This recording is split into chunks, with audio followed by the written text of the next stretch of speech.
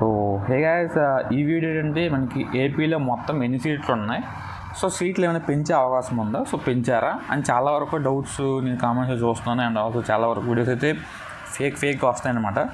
So మీకైతే ఒక clarity ఇద్దాం అనుకుంటున్నా. సో అందరికీ తెలిసిన విషయం ఏంటంటే ఏపీలో ఉన్న 4 క్యాంపస్లు కాబట్టి సో 4 క్యాంపస్లకి 4000 సీట్లు ఉంటాయి అనుకుంటున్నారు. అంటే ఒక క్యాంపస్కి 1000 సీట్లు వేసుకుంటే 4000 సీట్లు కదా. బట్ మీరు కనుక మన ఛానల్ని ఫస్ట్ టైం చూసినట్లయితే కింద ఉన్న లైక్ బటన్ ప్రెస్ చేయండి. అండ్ ఆల్సో మన ఛానల్ సబ్స్క్రైబ్ చేసుకోండి మరిన్ని వీడియోస్ కోసం.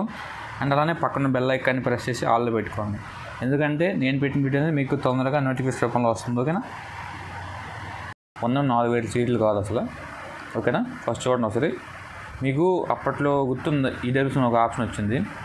ఈడబ్ల్యూఎస్ వాళ్ళకైతే ఒక 10% పెంచారు కాబట్టి ప్రతి క్యాంపస్లో కూడా ఒక 100 సీట్లు అయితే పెంచారనమాట. ఇది ఒక అప్పట్లో మా టైంలో జరిగింది. బట్ ఎవరికి విషయం తెలియదు అనమాట. సో అందరూ 1000 సీట్లు అనుకుంటున్నారు, 1000 సీట్లు కాదు. 4 క్యాంపస్ల్లో మనకు ఉన్నవి మొత్తం ఇప్పుడు ప్రజెంట్ 4 క్యాంపస్ల్లో 4400 సీట్లు ఉన్నాయన్నమాట. ఓకేనా, మీకు అర్థమైంది పాయింట్. సో ప్రతి క్యాంపస్కి 100 సీట్లు పెంచారనమాట. సో సీట్లు పెంచడం వల్ల నార్మల్ కేటగిరీలకి ఏం ఉపయోగం ఉందంటే నార్మల్ కేటగిరీకి ఉపయోగమే లేదు.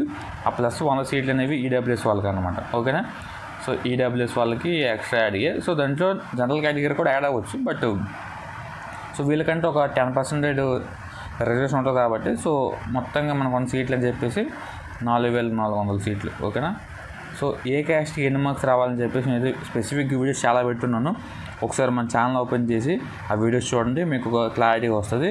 సో దాన్ని బట్టి మీరు మీ మార్క్స్ని బేస్ చేసుకుని ఒక అవగాహన రావచ్చు. ఓకేనా, దీని మన వీడియో ఇంకేమైనా డౌట్స్ కింద కామెంట్ చేయండి. మన నెక్స్ట్ వీడియో డిస్కస్ చేద్దాం. ఓకేనా, సీ యూ నెక్స్ట్ వీడియో.